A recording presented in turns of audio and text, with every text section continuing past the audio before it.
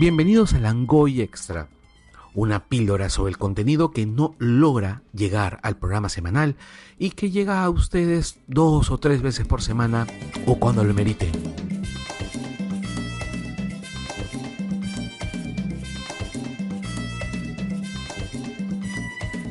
Hola Roberto, ¿cómo andas? ¿Cómo van todos? ¿Cómo estás tú? Yo estoy bien.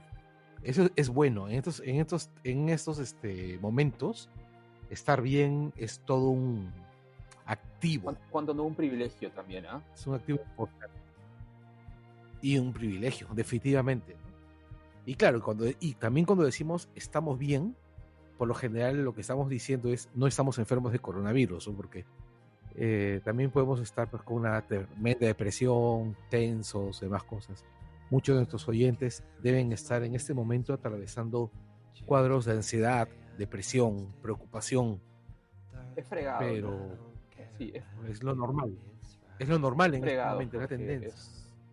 o sea, empuja a que mucha gente esté buscando armas, recursos, ¿no? Ahí donde no habían. Entonces, claro, el encierro pues provoca, como le dicen, la pensadera, ¿no? Que es similar, pero no es lo mismo que la depresión clínica, ya se conoce, sí, pero sí un proceso nuevo en el cual efectivamente mucha gente se ve expuesta a varias preguntas, a varias cosas que no estaba acostumbrada a responderse. Por supuesto, estos periodos de introspección que normalmente son saludables, pero que en circunstancias como esta no lo son, te producen mucho daño. Sí, ¿no? Son cosas que, o sea, de hecho es claro, es como también para darle una vuelta y pensar también el efecto que tiene, el efecto que deben estar pasando las personas que están en encierro, como las cárceles, o también en algún tipo de otro lugar de cuidado, ¿no? O las mismas personas que están en la clínica o estaban en la clínica antes de la época del COVID, que podían pasar 1, 2 o 3 semanas en el mismo cuarto. Entonces, sí, eso es una cosa que también deberíamos ayudarnos a pensar, digamos, el tema del encierro en general.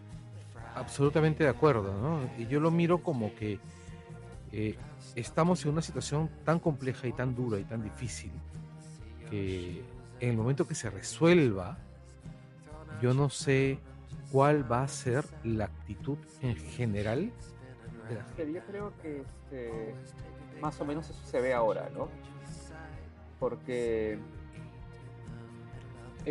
cuando terminó la pandemia, la cuarentena, el 30 de junio, lo que ocurrió fue que mucha gente salió a las calles con furia, ¿no? Y eso es lo que estamos viendo hasta ahora, o sea, esa situación donde no sabes qué hacer en la calle, ¿no? No sabes cómo comportarte, ¿no? Eso de que exijan a que las personas estén con su mascarilla, que guarden su distancia social, es bien difícil para comprender para mucha gente. Yo me he encontrado con personas en la calle a la cual digo, oye, compadre, pero sin mascarilla, y claro, la reacción es como violenta, porque como ya no me importa nada. Claro, mira, yo voy al supermercado, ¿ok? Voy al supermercado regularmente además, ¿no? O sea, tengo que comprar cosas en mi casa y todo eso.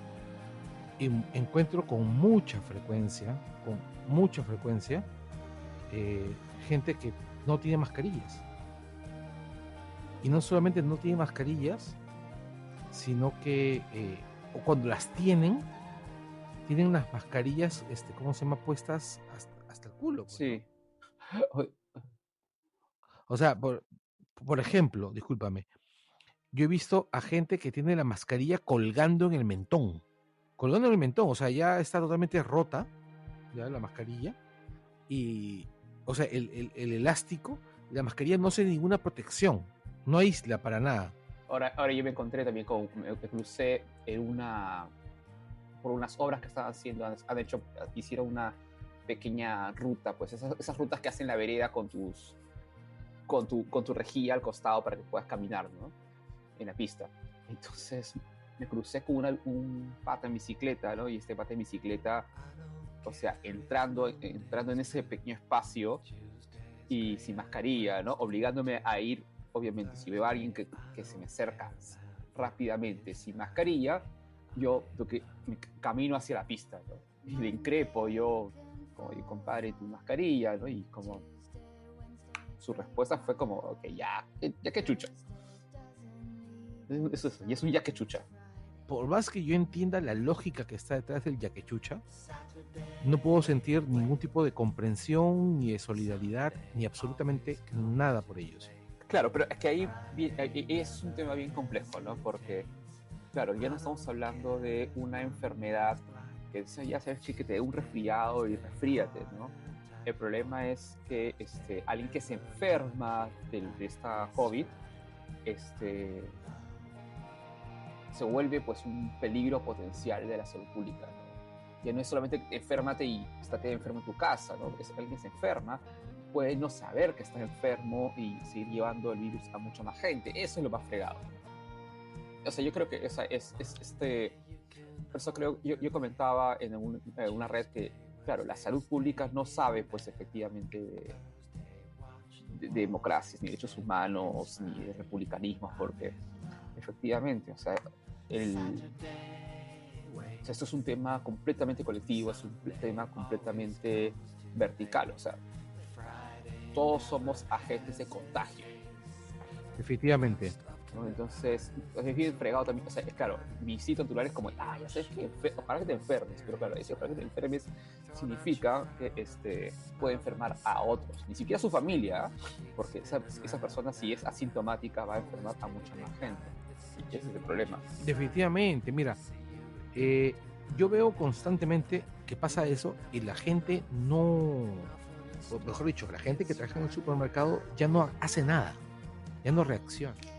Sí, y yo creo que ese es un tema que también hay que ir explorando, ¿no? O sea, la falta de reacción de las personas, ¿no? Yo creo que es como no hay un mensaje en ningún lugar que te diga, o sea, de esto saldremos bien, no vamos a salir bien, ¿no? O sea, eso es una enfermedad que se está llevando, sobre todo aparte, a un grupo bien especial, ¿no? Si te das cuenta, el grueso de muertos está entre las personas entre 60 a más años y sobre todo hombres. Entonces es como que ya estamos todos, yo creo que estamos llegando al nivel de la resignación,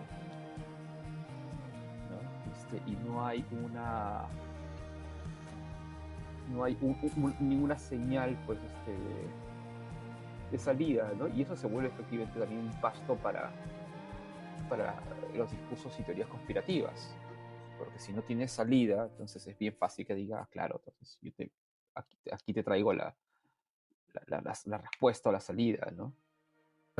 La venta de un discurso de solución mágica, ¿no? O sea, lo que ocurre es que el problema es tan intenso y la solución es tan lejana que cualquier cosa que se venda como un atajo para ese camino largo es bienvenido, ¿no? Es por eso que discursos como el de Macé, por ejemplo, Armando Macé, que tiene un discurso extremadamente irresponsable, que tiene un discurso hasta yo diría malévolo, pega tanto, ¿no? Como Pérez Alvela, que bueno, es un eterno vendedor de cebo de culebra, como algunas autoridades provinciales o regionales que están entregando ivermectina a todos los que pueden entregar, ¿no? Como un reclamo político, ¿no? Que les permita también afianzar sus carreras, ¿no? Y sus reelecciones y demás cosas. Sí. Yo lo veo como en niveles, porque una cosa es todo el rollo de la ivermectina o la hidroxicloroquina, Eso. ¿no? Esa de ahí, ¿no?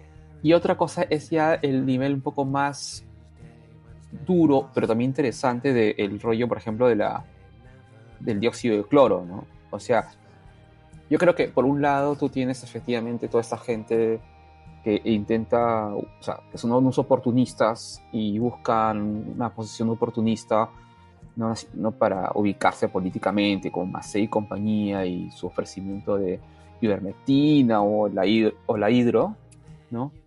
Pero luego tienes también todo el rollo de este discurso un poquito más fuerte, que es el de los promotores del dióxido de cloro, ¿no? Porque por un lado, claro, unos juegan a los que están desesperados, porque, claro, o sea, en el fondo el tema de fondo es la desesperación. O sea, tienes a tus viejos que se pueden morir, entonces dices que frente a eso, ¿qué hago? O sea, ¿qué prefieres? ¿Que se mueran o probar algo que puede que sí, como que puede que no? ¿No? Y por otro lado, este discurso más bien mucho más dogmático, más sectario, más como religioso, ¿no? Del dióxido de cloro, ¿no? Que creo que ahí se esconden, hay otras resonancias, ¿no? Hay otras cosas que están ahí más ocultas. A Y que ver, creo ¿por que, qué? mira, justo estaba leyendo un texto sobre las, los cultores de la teoría, de las teorías conspirativas y ovnis en Estados Unidos. Es un libro bien simpático que se llama La resonancia de las cosas no vistas, ¿ya? La autora se llama, ahorita te digo la autora, se llama Susan Lepp Selter, ¿ya? El libro es The Resonance of Unseen Things, Poetics, Power, Captivity and UFOs in the American Uncanny, ¿ya? Bien simpático, ¿no? Porque es un texto etnográfico, antropológico, ¿no? De esta antropóloga, Lepp Selter, que ingresa a estas comunidades, ¿no? Y lo que encuentra es mucho dolor, ¿no? O sea, encuentra mucho dolor, encuentra mucha necesidad de buscar gente que se quiere redimir, ¿no? Frente al dolor sufrido en su infancia, en su adolescencia, y claro, y que empieza a experimentar cierto placer por este fenómeno de la apofenia. ¿Has escuchado sobre la apofenia? Pues no. Explícanos. La apofenia es algo así como el síndrome de buscar patrón en las cosas más absurdas que existen, ¿ya? Ah, ok, son como los conspiranoicos. Y las primeras que escuché de apofenia fue en un cómic en la saga de Batman por Grant Morrison, ¿ya? Que que el Joker acusa a Batman, pues efectivamente, de sufrir apofenia, ¿no? Que busca patrones ahí donde nadie los ve. O sea, Batman es su paranoia, ¿no? Trata de encontrar efectivamente patrones ocultos en todo, ¿no? En la Claro, arquitectura, como la en la cuestión, por ejemplo. claro, entonces como, ok, ¿no? Entonces si Batman se encuentra con el Joker y el Joker empezó a lanzar cartas sobre la mesa de manera aleatoria, Batman dice, seguramente las cartas le está lanzando porque hay un mensaje oculto en las cartas, ¿no? Lo lanzó un 1 y un 8, entonces, un 8 y un 1, claro, entonces el 8 es la letra H en el alfabeto y la letra 1 es la letra A, entonces lo que se está riendo de mí. Y Joker, claro, se ríe de él y le dice, oye, pero nada que ver, o sea, lanzo cartas aleatorias y tú ya estás buscando un patrón, o sea, claro, entonces, ya, ok, pero eso es un poco para ilustrar de qué va este rollo, ¿no? O sea, lo que Lev Selter encuentra efectivamente es esta suerte de refugio en la apofenia en todas estas personas, ¿no? De tratar de encontrar patrones que expliquen cosas desde su vida hasta las cosas que ocurren o ven en el gobierno, o ven en los noticieros, o en los periódicos, ¿no? Tratar de encontrar patrones en todos lados. Entonces, claro, o sea, detrás de detrás de este discurso de las personas que han recaído en el dióxido de cloro, hay eso, ¿no? Hay un poco de, o sea, hay dolor, hay dolor, posiblemente hay angustias, o sea, estamos en una situación de incertidumbre, y claro, entonces empiezas a decir, ok, entonces seguramente, o sea, encuentras un poco de espacio de redención, espacio de tranquilidad en este discurso conspiranoico, ¿no? Ok, detrás de todo está, pues, efectivamente, está Bill Gates, está Microsoft, está Soros, están las farmacéuticas, está el gobierno norteamericano, los grandes poderes, Está la OMS. la OMS. Porque la cantidad de odio que se está llevando la OMS de parte de estas personas es alucinante, ¿eh? Ya, pero ese es un tema también que yo creo que es a que ahondar también, ¿no? Sí, por supuesto. Porque la OMS, como toda institución, eh, se ha encontrado con los pantalones abajo en esto, ¿no? Pero eso bueno, a ver, pero eso es un tema recurrente, ¿no? Es decir, yo creo que tenemos una muy mala imagen de lo que significa la ciencia, ¿ya? Porque un proceso de investigación científica no es un proceso de corto plazo, ¿no? O sea, no es una cosa, no es como, ya, mira, se descubrió de la noche a la mañana la teoría de la relatividad y lo que nos queda, lo que nos enseñan los libros. La teoría de la relatividad, ¿no? Son como grandes logros y grandes descubrimientos, cuando pueden ser investigaciones, en muchos casos, que toman décadas, ¿no? Que implican incluso discusiones, debates, idas y vueltas, ¿no? La ciencia misma no, o sea, nos enseña que, o sea, nos llega a nosotros en las escuelas, en los medios, en las películas, como grandes verdades, cuando uno de los principios de cualquier teoría científica es su capacidad de ser auditable. O sea, una teoría científica no es un dogma, y la diferencia con el dogma es que una teoría tiene que ser auditable, puedes auditarla. Exacto, ¿no? sí. La teoría de la evolución es una teoría científica porque es auditable. Tú puedes leerla, revisarla, ponerla a prueba todas las veces que quieras. Hasta que termine no explicando una serie de fenómenos y sea reemplazada por una nueva teoría, igualmente auditable, ¿no? La teoría de la gravedad, o sea, toda la teoría de la gravedad, las leyes de la gravedad de Newton fueron una verdad científica, no porque fueron un dogma, sino porque eran auditables. Cualquiera podía revisar el dogma, o sea, revisar las leyes y darse cuenta en qué momento funcionaba y en qué momento no. Hasta que aparecieron una serie de fenómenos nuevos que no podían ser explicados por la teoría de la gravedad, y apareció otra teoría. ¿no? Entonces, en ese momento es que aparece la teoría de la relatividad, que otra vez una teoría nueva, auditable, ¿no? Y todo el tiempo se audita. ¿De acuerdo? Entonces, ese es el principio de la ciencia. ¿Ya? Entonces, el tema ahí de fondo es que, claro, nosotros esperamos que los científicos, en este caso los científicos médicos, nos den verdades absolutas. Y claro, entonces la OMS en un momento dijo, no es necesario mascarillas. Y luego revisan, auditan su verdad científica y se dan cuenta, no, sí, son necesarias las mascarillas. Pero claro, para nosotros que estamos acostumbrados que la ciencia diga verdades inamovibles, claro, es como la OMS nos engañó, se equivocó, la embarró. Pero eso también es culpa de todo el mundo, ¿no? Es culpa también de los científicos de decir, oigan, muchachos, vamos a dar esto y esto va a ser auditable. Como hasta ahora, ¿no?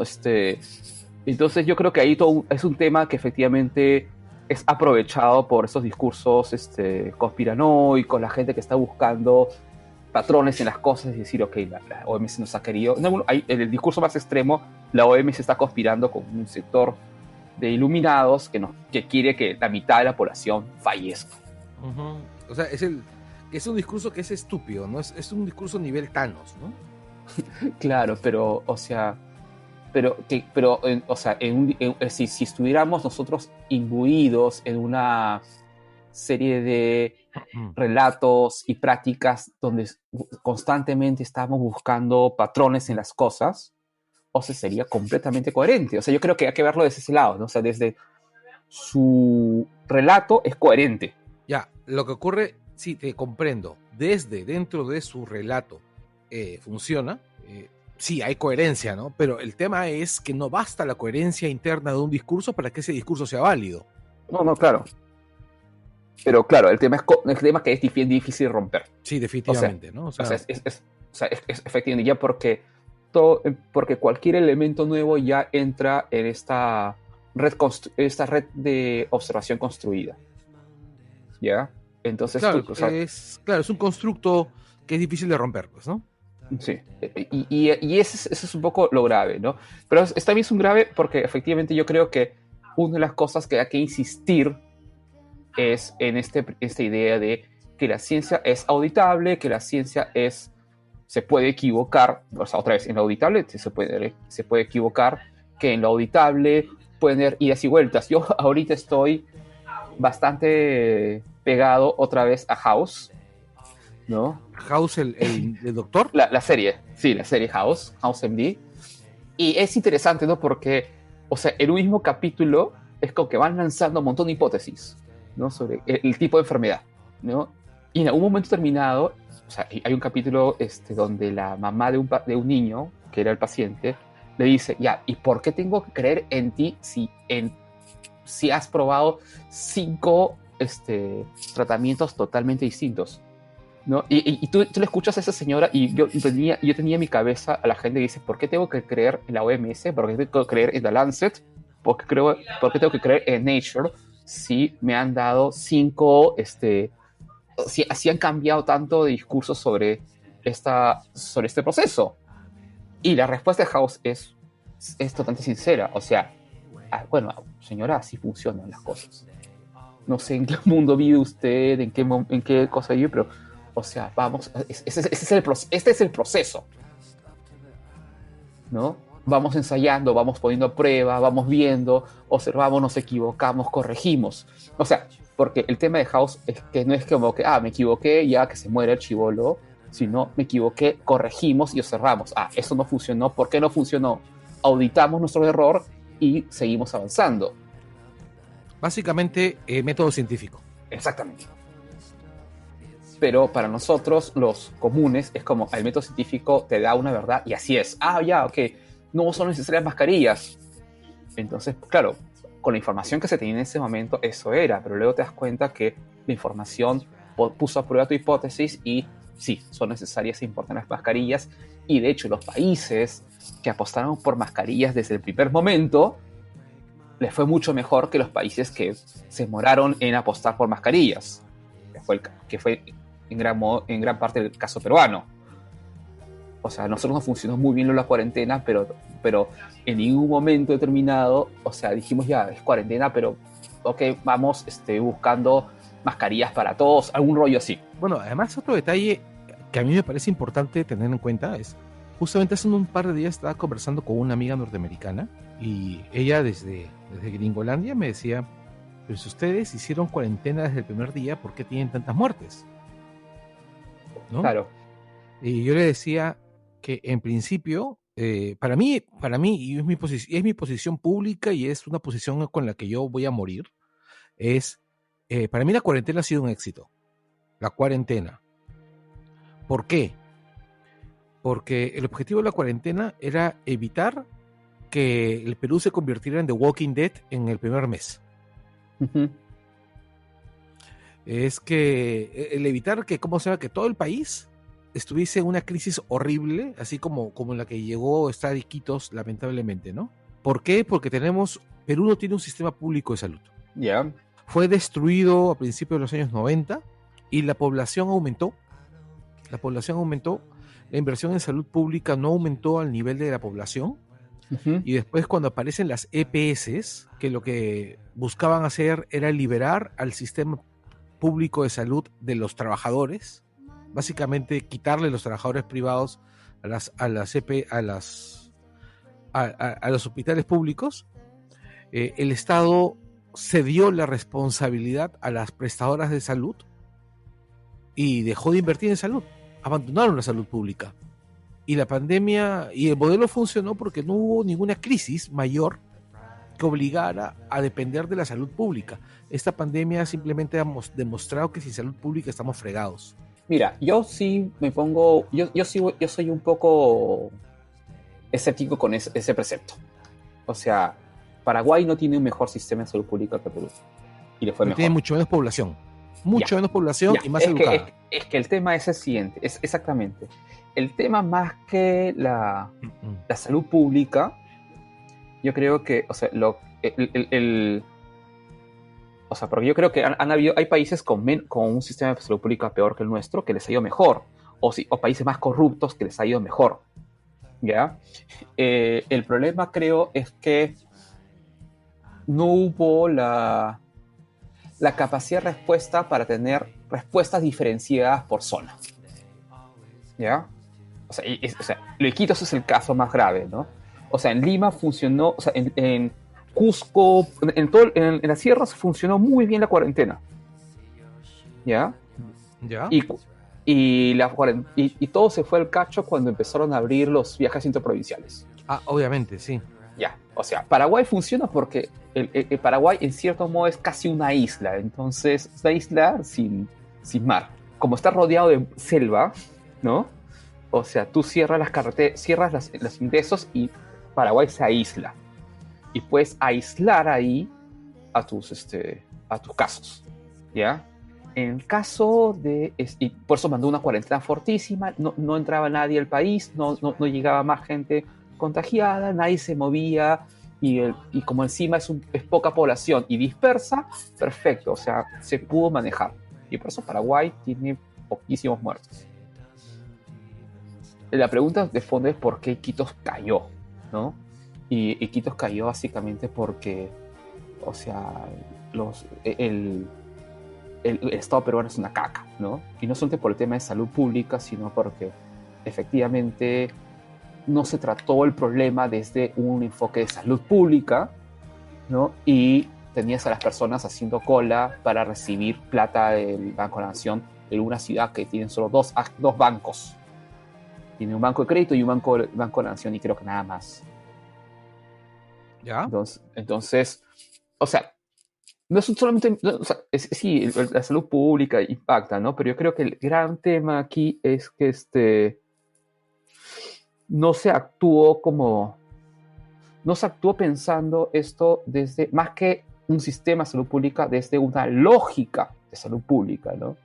En el sentido más medieval del asunto, ¿no? O sea, tener a las personas en sus casas, vigiladas, observadas, numeradas, catalogadas, ¿no? Evitando que las personas salgan, o sea, un sistema más marcial, más panóptico. No hubo eso. O sea, básicamente estabas pidiendo el enfoque chino. Claro. No se hizo eso, ¿no? Pero, y claro, entonces, y encima, claro, sin un mensaje más, porque casi todo el mensaje de Vizcarra se centró en el tema de en este discurso vacío de podemos juntos, que ahora lo vemos vacío, ¿no? En su momento me pareció lo máximo, pero ahora sabemos que fue vacío. Podemos juntos, y en realidad era como dar pastillas para el alma tipo Belmont, ¿no? Porque claro, no se tenía ni idea de qué hacer, y eso, claro, eso también da pasto para otra vez los discursos más conspiranoicos de, no, o sea, mira, por un lado los oportunistas de la ivermectina, y por otro lado los vendedores de cebo de culebra conspiranoicos, como los crecientes del dióxido de cloro, ¿no? Que además es un discurso bastante fregado, ¿no? Porque, en fin, lo de la ivermectina y lo de la hidroxicloroquina, por lo menos dialogan un poco con el rollo de la salud pública, ¿no? O sea, estás confiando un poco en el saber médico, equivocadamente, pero confías en el saber médico. En el caso de dióxido de cloro, no, porque ahí sí se cruza con otros elementos más antiestado, antisociedad, ¿no? Porque es, ok, yo me curo con esto, y bueno, pues finalmente, o sea, si tú dices, oye, pero te puedes morir, ¿no? O sea, es que no importa, porque finalmente no me voy a morir, es mentira todo lo que ocurre, no voy a hacer una carga por la sociedad, porque en la salud pública, o sea, no solamente que tú te enfermes y te enfermes en tu casa, o sea, tú te enfermas y eres un costo a la sociedad porque puedes contagiar al resto, ¿no? Ahí Bassetti está mucho más metida en el discurso de la salud pública que, por ejemplo, que su anterior ministro, ¿no? O sea, Que Zamora, es por así, ejemplo. que Zamora, ¿no? O sea, es mucho más en la filosofía de la salud pública, ¿no? Que Zamora. Entonces, claro, tú tienes estos discursos muy randianos del dióxido de cloro, como, ¿no? O sea, soy yo, ¿no? O sea, yo lo tomo, yo me Claro, curo. sí, esa es, ya, y esa es esta cosa interesante, ¿no? Porque ese discurso es radiano, definitivamente, Uh-huh. pues, ¿no? Sí, es un discurso bien randiano, ¿no? O sea, yo me curo, yo soy el Estado, porque es un discurso anti-Estado, ¿no? O sea, yo de hecho simpatizo y me adhiero a mucho del ideal anárquico más clásico, más español, ¿no? Y puedo también decir que efectivamente a la larga el Estado debe desaparecer, pero el randianismo no solamente este, porque el randianismo no solamente es no es solo anti-Estado, sino que es esta idea de yo solito, o sea, yo puedo sobrevivir solito, pero en salud pública no sobrevivir solito, pues. O sea, porque a la hora que te lleven a un hospital, o sea, tú vas a hacer una carga para el sistema público. Un sistema público que aparte, como tú bien has dicho, es malo, ¿no? Tú te vas a enfermar de eso, pero cuando te vayas a la clínica, porque vas a ir, o sea, no es como yo, o sea, eso no es un resfriado, ¿no? No es como, yo me resfrié y cuál es el problema. No, o sea, esto es una enfermedad que te obliga, que fuerza a una respuesta colectiva, ¿no? Y una colectividad donde efectivamente hasta el libre albedrío desaparece, porque no existe libre albedrío cuando tienes una enfermedad como esta. No, es mentira, ¿no? Todos estamos trabajando para el virus. Definitivamente, no hay forma. No hay forma de que tengamos libre albedrío durante una pandemia. No, no, es que nunca hemos vivido algo así. O sea, eso es una cosa así. Entonces, mucha gente piensa que esto es como un resfrío. Y claro, la gente, sobre todo la gente que está metida en este rollo del dióxido de cloro, como, ok, ya. O sea, ya, pues finalmente, ya me enfermé, pues ¿cuál es el problema, no? Sí, y si no te encontrar alguna explicación como, lo que pasa es que no tomé la dosis correcta, o tomé Coca-Cola, y la Coca-Cola, según tal gurú del dióxido de cloro, es ¿no? Es la enemiga del dióxido de cloro, o el dióxido de cloro solo es más efectivo si es una dieta vegana, y como no se dice dieta vegana, por lo tanto, este dióxido de cloro no es efectivo. Siempre te vas a encontrar un rollo así. Por supuesto, siempre hay una excusa por la cual el tema no va a funcionar, ¿no es así? Claro, siempre hay una excusa, ¿no? Siempre va a haber un discurso que refuerce eso, o que finalmente no, ¿sabes qué? Lo que pasa es que usé mucho mi celular, y el celular tiene una 5G que disminuye el poder del dióxido de cloro. Claro, y es una de las cosas que me parecen más divertidas aún, ¿no? Porque, por ejemplo, yo conozco gente que estudió conmigo en la universidad, que son personas con una formación, ¿no? Y en teoría, sobre el papel, estamos hablando de personas inteligentes. Es que lo son. Es No, que yo no, creo que... a lo que voy, mi punto es que estamos hablando de personas que en serio han enloquecido. O sea, te hablan como que en serio se han comido el discurso del 5G. En serio se han comido el discurso de que el cloro tiene todo un aparato científico detrás. Claro. Se comen el discurso, porque para esto ellos dicen de que sí hay un aparato científico detrás del cloro. Y finalmente son antivacunas, ¿no? O sea, una de las cosas que me he dado cuenta es que muchas de esas personas que están defendiendo esa posición, la posición del dióxido de cloro, que en efecto, como tú has dicho antes, es prácticamente una religión, suelen ser antivacunas también, ¿no?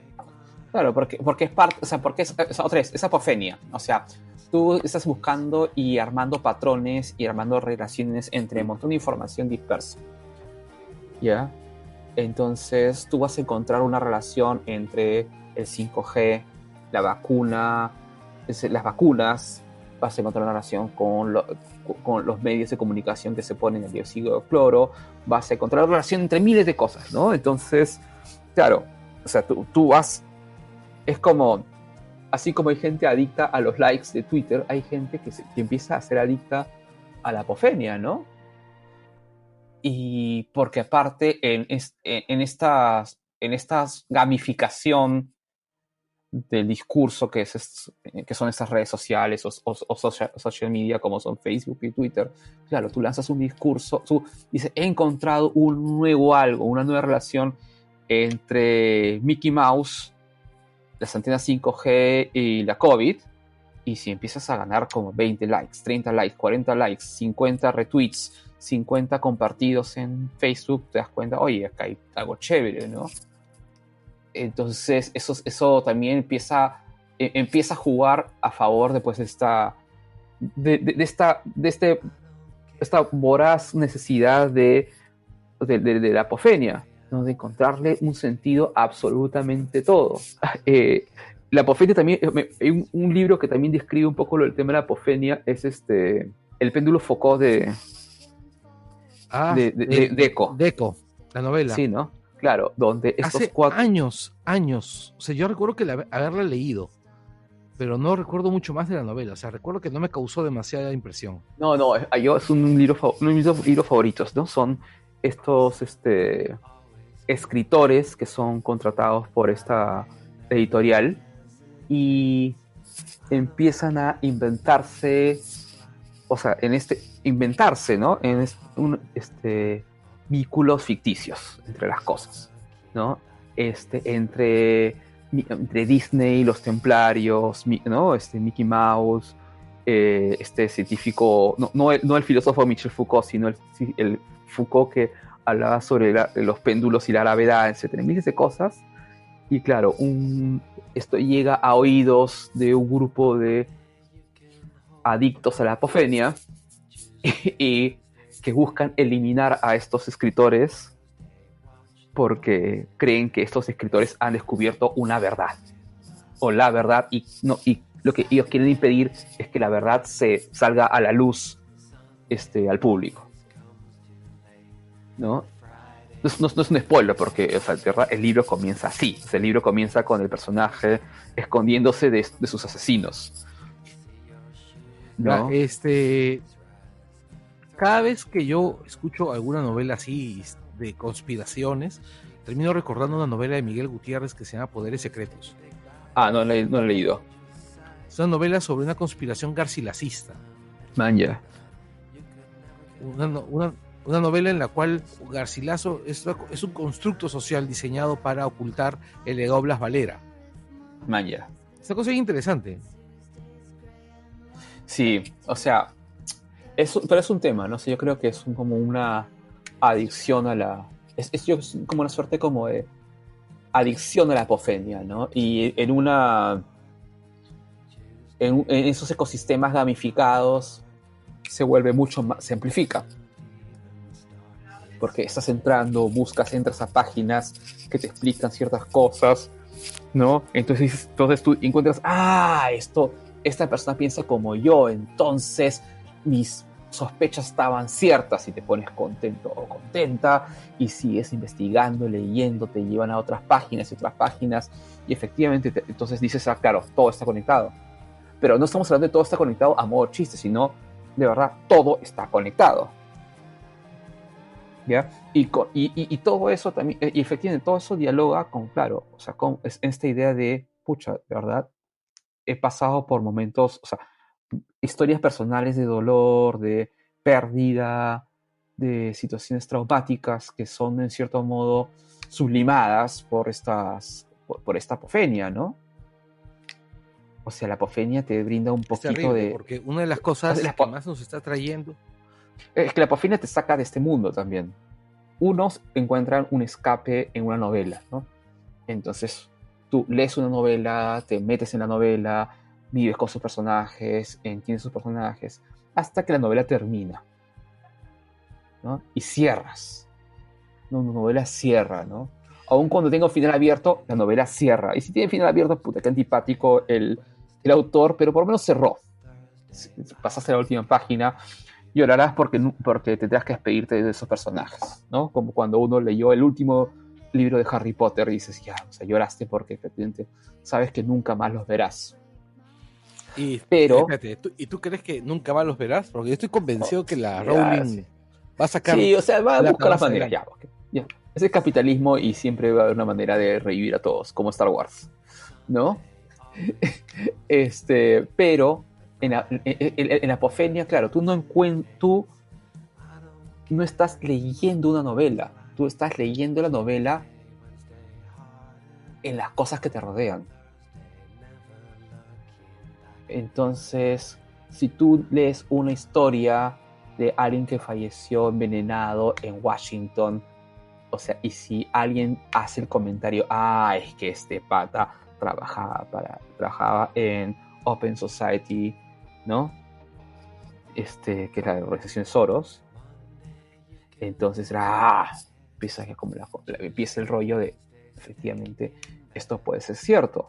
Y claro, o sea, puede ser todo un invento, pues, de la alt-right y todo, ¿no? Pero el tema ahí es a la gente que esto se le inocula, es porque efectivamente también pasa por procesos bien complejos de trauma, de pérdida, de angustia, de ansiedad, ¿no? En estos tiempos son mucho más abiertos, ¿no?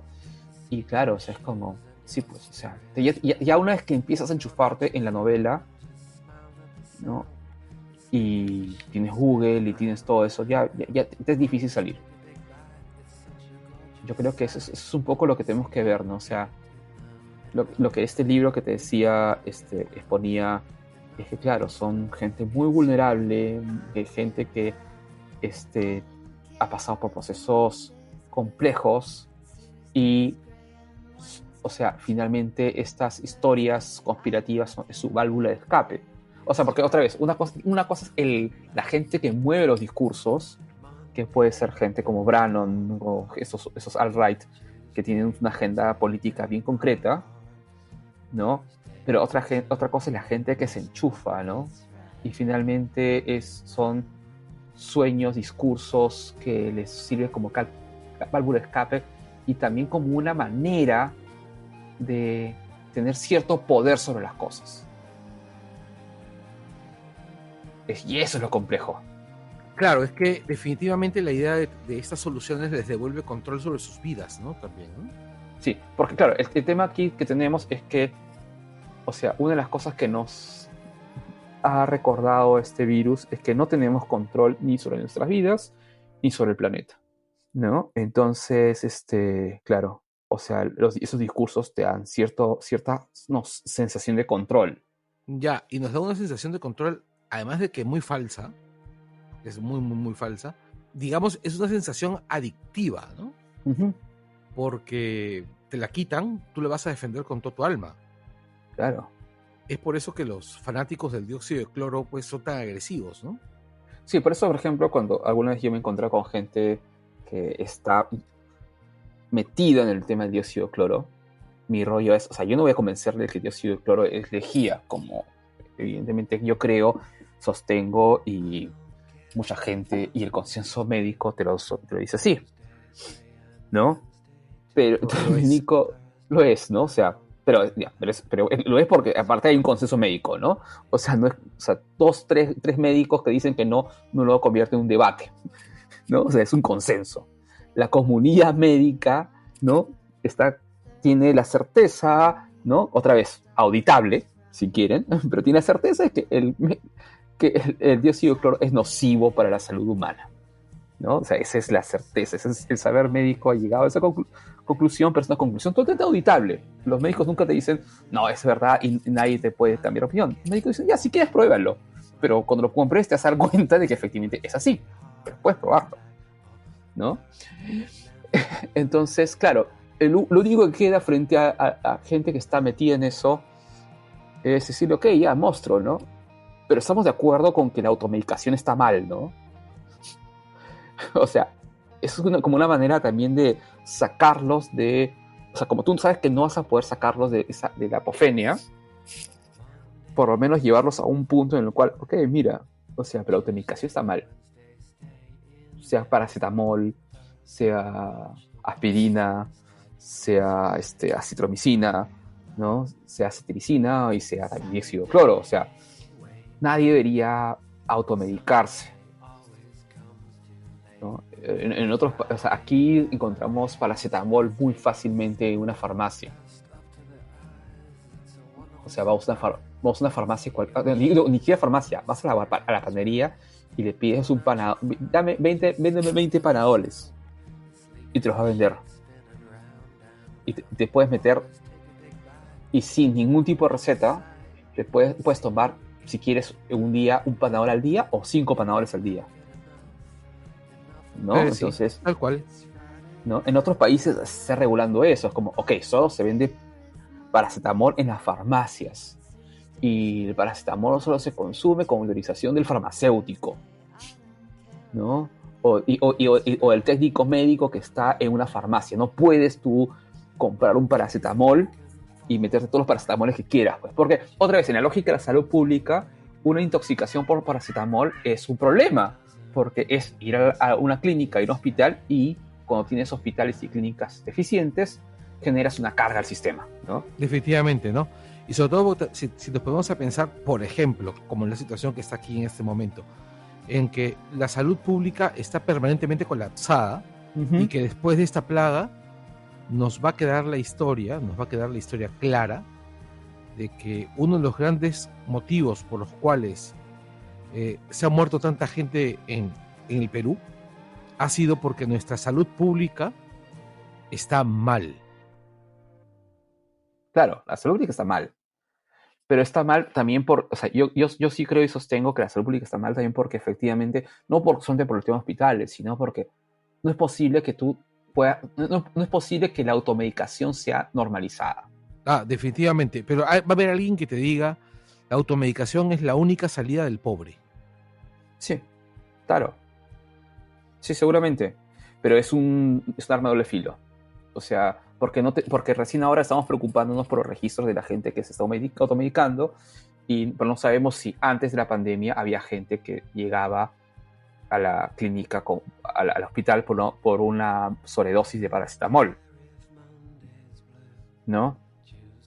O una persona que toma paracetamol todos los días va a desarrollar una insuficiencia renal a los 50, 60 años. Entonces, eso es otra carga al sistema. O sea, lo que quiero decir es el sistema de salud no solamente es por la falta de médicos, o la falta de hospitales, o falta de equipamiento, es porque efectivamente tenemos una mala cultura de salud, ¿no? Es una muy mala cultura de salud, y ese es el tema. Tenemos una muy mala cultura de salud, una mala cultura de qué significa la salud, una mala cultura de qué significa la ciencia, que como estamos viendo, como estamos conversando, no se trata solo de verdades absolutas, sino son verdades auditables, ¿no? Entonces, todo eso, efectivamente, es un problema. Ese es el sistema de salud, ¿no? O sea, el sistema de salud es un todo complejo, que no acaba ni comienza en una clínica o con los médicos. Y eso es lo que estamos arrastrando, ¿no? O sea, claro, y terminamos odiando la OMS, que en un terminado dijo no use mascarilla, y luego dijo sí, use mascarilla, pero pucha, en realidad, sí, es que, o sea, tenemos que también aceptar que así funciona. O sea, los médicos, o sea, es como, otra vez, es un capítulo de House, ¿no? O sea, House pensó... El pensamiento que tú dices, el pensamiento que tú mencionas, el proceso mental que describes, demanda la existencia de dos condiciones que no son comunes. Uno, el entendimiento de cómo funciona la ciencia. La gente no entiende cómo funciona la ciencia. Lo has dicho antes, sí, lo repito. Por otro lado, también demanda que las personas tengan pensamiento racional. Y el pensamiento racional en una circunstancia como la que estamos viviendo hoy día es algo que es como que un poquito demasiado que esperar, ¿no? Porque la mayor parte de nosotros, todos nosotros, no estamos siendo racionales el 90% del tiempo. En circunstancias normales, ya es pedir bastante, pero en estas circunstancias, donde estamos perdiendo amigos, vecinos, familiares cercanos, a diario, la necesidad de encontrar algo que te diga, mira, yo recuerdo que cuando todo esto comenzó y yo me quejaba porque había una empresa que estaba vendiendo chocolates a domicilio y creo que era la segunda semana. Me acuerdo. Claro, la segunda semana. Yo me molesté mucho contigo por eso, ¿sabes? Era la segunda semana de la pandemia y tú dijiste, que para ti había un derecho, o sea, que no estaba mal, no lo veías como mal, que esa gente violara la pandemia, la cuarentena, para vender un chocolate, porque hay un niño por ahí que puede comer ese chocolate y decir, sí, pues la cosa no está tan mal, ¿no? Huevón, la cosa está peor. O sea, ya Ya, o sea, ok. yo creo que ese es el principal problema, ¿no? O sea, esa necesidad de tener ese pequeño espacio donde decir, sí, pues las cosas no están tan mal, tengo mi clorito que me cura. Es el equivalente del chocolate. Ya, pero yo lo veo, ya, yo no me expliqué bien esa vez. Pero es que el tema es una búsqueda de equilibrio bien complicada, ¿ya? Porque efectivamente, o sea, ¿cómo tú le das a alguien un nivel de salud mental tal que por un lado tú dices, sí, o sea, las cosas están mal, o sea, no hay todavía una salida ni una luz al final del túnel, aun cuando podemos reconocer que hay varias candidatas a vacunas, la fase 3, etcétera, pero al mismo tiempo, ok, busquemos formas, porque aparte yo no te dije que, o sea, yo no te estaba diciendo la gente que tiene que salir, o sea, lo que te decía, ok, incluso tú podías tener que en los paquetes de distribución de alimentos, en el mismo paquete de distribución de alimentos debería haber un chocolate. Yo no abogaba tanto por los deliveries, sino abogaba por... Estabas abogando por el delivery. No, pero dije también que el tema era porque o sea, en la canasta de alimentos, no son los alimentos básicos, sino, o sea, el impacto emotivo que es abrir la canasta de alimentos y encuentras un chocolate. A ver, mira, solamente para... Sí, estoy de acuerdo con eso. O sea, ese es mi punto. O sea, yo estoy de acuerdo contigo que tener una red de deliveries es un problema de salud pública también. Pero también al mismo tiempo decía, ok, o sea, tenemos que pensar la parte emotiva, anímica, porque efectivamente, o sea, si no la abordamos, termina siendo un campo para que el que llene ese vacío, quienes sean, efectivamente los de los dióxidos de cloro. Ya, entonces tu posición es que por no darle chocolate a la gente, ¿están tomando dióxido de cloro? Es una forma burda de decirlo, pero... Déjalos comer pastel, déjalos comer chocolates, princesa. Es así como... ¿Ah? No.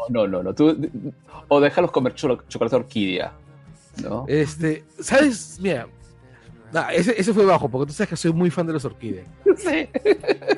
Bueno, cuando he podido volver a comer el chocolate orquídea, que ha sido hace un par de semanas, cuando me enteré que mi vendedor de chocolates, mi proveedor de chocolates habitual, que es un distribuidor de chocolates del mercado, todavía estaba trabajando, o sea, que había vuelto de la cuarentena, y me compré una cajita de chocolates porque una caja completa, que murió ese mismo día. Esto es hasta el culo. ¿El señor o el...?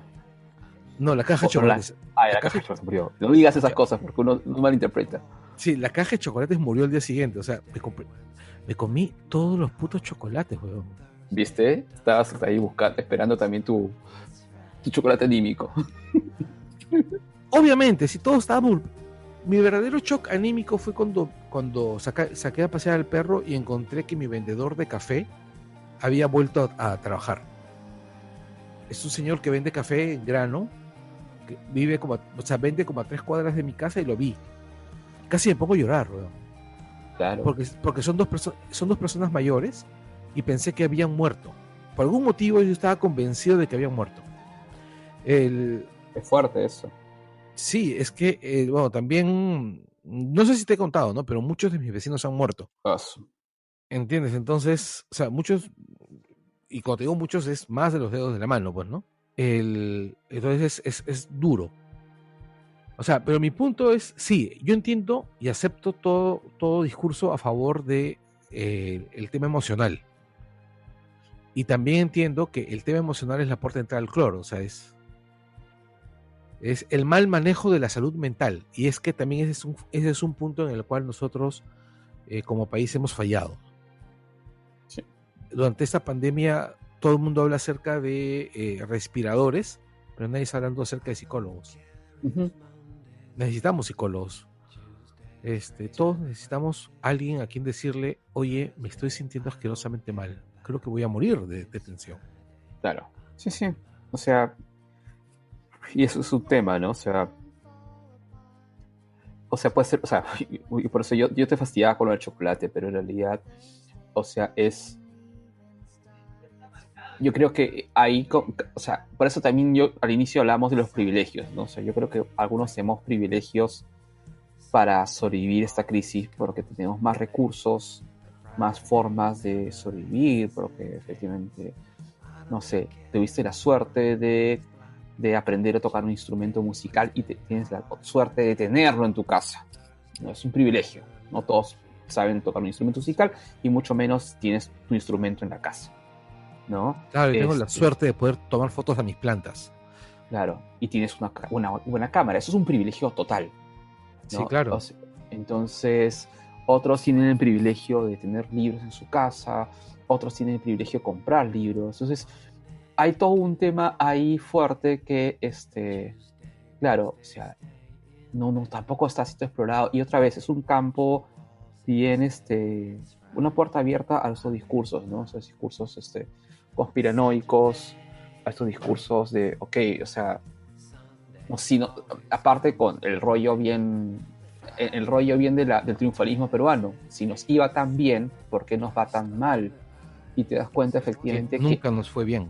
O sea, claro, y si nunca estuvimos bien, o nuestra situación de bienestar en realidad era falaz, ¿no? O sea, sí, o sea, de hecho había más ingresos, o sea, eso es innegable, es un dato concreto y objetivo. Había más ingresos, sí. Hubo gente que se pudo comprar su carrazo al año, sí. Pero la parte de los recursos, lo que llaman los soft skills, ¿no? Y los recursos, y otro tipo de recursos más públicos nunca hubo, ¿no? Municipalidades que nunca invirtieron en veredas de más de medio metro, parques que siguen teniendo tapas de desagüe robadas, parques inseguros, calles poco iluminadas. Entonces, claro, prioridad a los autos. Entonces, es una serie de cosas que... Es miserable el tema de la prioridad de los autos, además. ¿no? Claro. ¿no? Y no solamente eso, sino que además ahorita tenemos también, dicen, vamos a enfatizar el manejo de bicicletas. Ya, hace un par de días, no, un poquito más de un par de días, hace una semana, me atropellé una bicicleta en plena vereda. ¿Me entiendes? Han autorizado que las bicicletas vayan por la vereda. Claro. O sea, no puedes autorizar a las bicicletas a andar por la vereda. No, o sea, no se puede. O sea, es terrible. Pero en fin. Ay, Dios santo. No, es que mira, yo me pongo a pensar. Tengo un vecino, que además es un buen amigo, que ha perdido a su padre en esta pandemia. ¿Ok?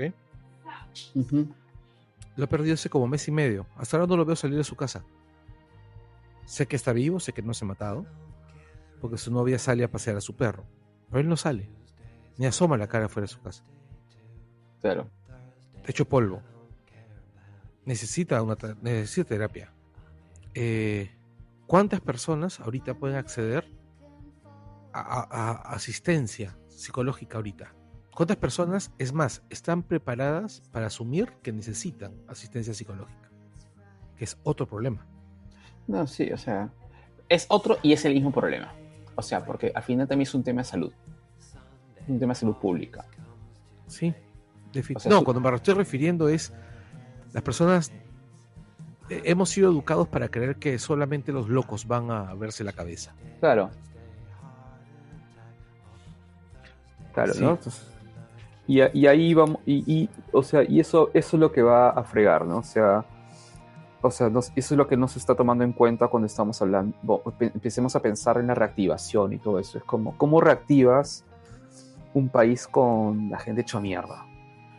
Sí, la gran pregunta es, ¿quién no está hecho mierda en este momento? Todos lo estamos. Sí, de una u otra manera todos estamos hechos mierdas. Sí, definitivamente. Ha salido una conversación un tanto deprimente.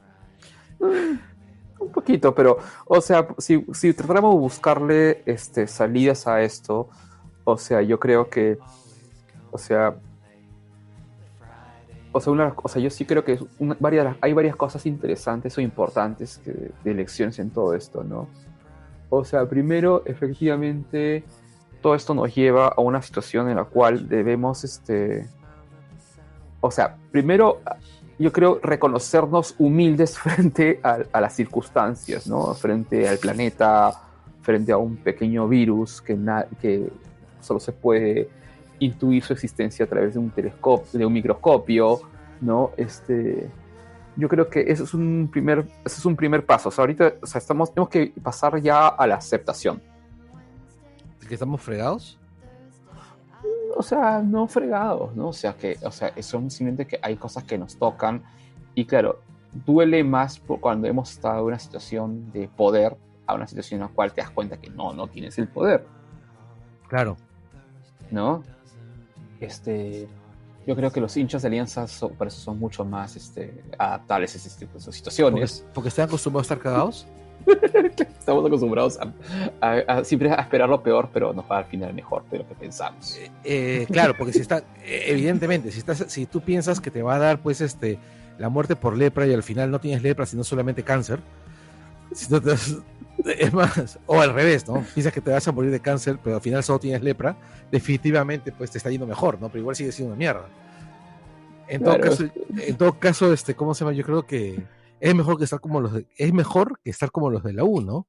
Que piensan que no les está pasando nada cuando realmente están realmente cagados. Exactamente. Y es lo que le está pasando al país, ¿no? Exactamente. O sea, tenemos que ser más como. Tenemos que aprender de nosotros los hinchas de Alianza. No, que claro, no esperamos nada. Por supuesto. Y no nos decepcionamos. Claro, o sea, es que es cierto. ¿De dónde podemos aprender mejor a manejar el dolor y la decepción que de los hinchas de Alianza? Claro. O sea, hemos perdido a un equipo entero. O sea. Han perdido a un equipo entero, han tenido a los jugadores más borrachos de los 90s. Hemos estado sin caminar 17 años. Sí, puta madre. Nunca los voy a perdonar por haber campeonado ese año. Debieron haberse aguantado un año más. O sea, la cantidad de DNIs que íbamos a vender todo el mundo, así, me cagar de la risa. Pero ese es justamente. Es como cuando das un examen y dices, me va a ir mal. Entonces, tú sabes que no te va a ir tan mal, ¿no? Pero es un poco, no es una actitud derrotista, simplemente es como, ok, acepta también que hay factores que te puede ir mal. Cosas que sí, te puede ir mal. Sí. Pero igual, ¿no? Sigue siendo gracioso. Y bueno. Sí. Estoy pensando... Eso, tenemos que terminar así, con esa actitud, ¿no? Esa es la actitud. No, sí, o sea, bueno, mira, al final... Pero esa actitud, o sea, esta actitud como, o sea, por ejemplo, o sea, yo sí creo un poco, o sea, es un poco como el final de la vida de Brian, ¿no? O sea... Always look the right side. Claro, ¿no? O sea, finalmente estás a punto de... Y estás crucificado, no te queda nada, y ¿qué? Pues, o sea... Pero... O sea, como... ¿De qué te quejas? O sea, vienes de la nada y regresas de la nada. Entonces, ¿cuál es el problema? ¿Cuál es O sea, ¿por qué tenemos que estar así tristes? Que, por ejemplo, que es un poco que también, o sea, yo me acuerdo cuando murió Carlos Iván de Gregori y decía, bueno, o sea, es lo que me tocó, pues, ¿no? O sea, te toca esto, te toca vivir un poco menos, pero te tocó, ¿no? O sea, es un poco... Sí, es aceptar que efectivamente, o sea, sí, pues, o sea, es tener una vida, es poco aceptar este tema de la humildad frente a la situación. Es un poco aceptar la incertidumbre como algo normal, ¿no? O sea, lo que pasa que, otra vez, como hemos estado viviendo los últimos 30 años bajo certidumbres, o sea, aceptar la incertidumbre como un hecho normal, cotidiano, es algo que cuesta, pero una vez que aceptas incertidumbre no tienes por qué sufrir. O sea, no tienes por qué angustiarte, porque finalmente así es, pues. O sea, hay incertidumbre, ¿no? Y eso es un poco lo que también creo yo. O sea, al final, o sea, el caso de los niños que están pasando mal, pueden terminar aceptando, bueno, hay incertidumbre y así es. O sea, es como, o sea, si estás en un laboratorio viendo cómo el científico trabaja, vas a darte cuenta, pues efectivamente hay avances, hay retrocesos, hay incertidumbre, ¿no? Y así es. No hay dogmas, no hay verdades ya escritas en piedra. Así es, no existen. Y eso Terminemos en esto. y no hay que verlo eso como un tema negativo, no es un tema deprimente, ¿no? Es como, ok, o sea, es como un amigo decía, es un tiempo alucinante. O sea, estamos viendo en vivo cómo los científicos del mundo juntos están compitiendo, compartiendo, investigando, dialogando, ¿no? Intercambiando, salvo Rusia, pero todo el resto del mundo, los científicos del mundo están investigando y están logrando logros como esta posible vacuna, este candidato a vacuna, que en general las candidatas a vacunas se demoran años en llegar y ahora se Ya, están demorando meses. claro, pero es porque todo el mundo está, básicamente, todos los recursos están en eso, ¿no? Ya, pero Ahora, es un momento alucinante. lo que también es cierto es que normalmente Rusia nunca comparte sus Sí, sí. investigaciones, ¿no? No, ya sé, pero para no abrir esa puerta, o sea, hay que ver también, o sea, yo creo que y no terminar en una nota depresiva, son tiempos alucinantes. Eso es también, o sea, es alucinante, es doloroso, alucinante no choca con lo doloroso porque son padres de amigos, o sea, yo tengo la suerte y el privilegio de que mi familia no le haya tocado esto, pero, o sea, tengo muchos padres de amigos que han fallecido, amigos que están muertos sin padres estas semanas, Claro, ¿no? la Y es Portela. fuerte eso. La Portela perdió a sus dos padres en menos de 3 semanas. Sí, no sé si conoces a Paco Pérez, a Francisco Pérez, ha perdido a su papá hace unos días, Paco ¿no? Pérez. Paco Pérez, periodista, Paco Pérez, el de Espacio Libre, que también Espérate. estaba en UCI Noticias, Ah, no, Francisco Pérez. estoy confundiéndolo con Paco Reyes. No, no, no, no, no. Otro Ya, periodista también, o sea, que lo conozco de años, y perdió su padre también hace una semana. No de COVID, pero en el contexto no, es fregado, que porque, o sea, que, porque no tienes posibilidad de, ¿cómo se llama? No tienes posibilidad de atenderte médicamente. no, claro, otros pierden a sus abuelos porque efectivamente tampoco tienes médicos libres, no hay oxígeno suficiente ni para una neumonía No, totalmente tratable, en otros bajo otras circunstancias, ¿no? Son tiempos dolorosos, ¿no? Pero, o sea, yo creo que ahí es me quedo mucho con la carta que Andrew Yan escribe cuando fallece su esposo Carl Sagan, ¿no? Andrew Yan, la coautora de Cosmos. claro, sí. Y, y ella decía, claro, ella escribe el dolor y la pena, tristeza, pero ella también desde su perspectiva totalmente agnóstica, atea, decía, pero sigue siendo alucinante haberlo conocido y haber podido estar con alguien como Sagan, ¿no? Entonces, ¿no? Entonces, es un poco eso, ¿no? Son tiempos dolorosos, pero no deja de ser alucinante lo que nos está tocando, ¿no?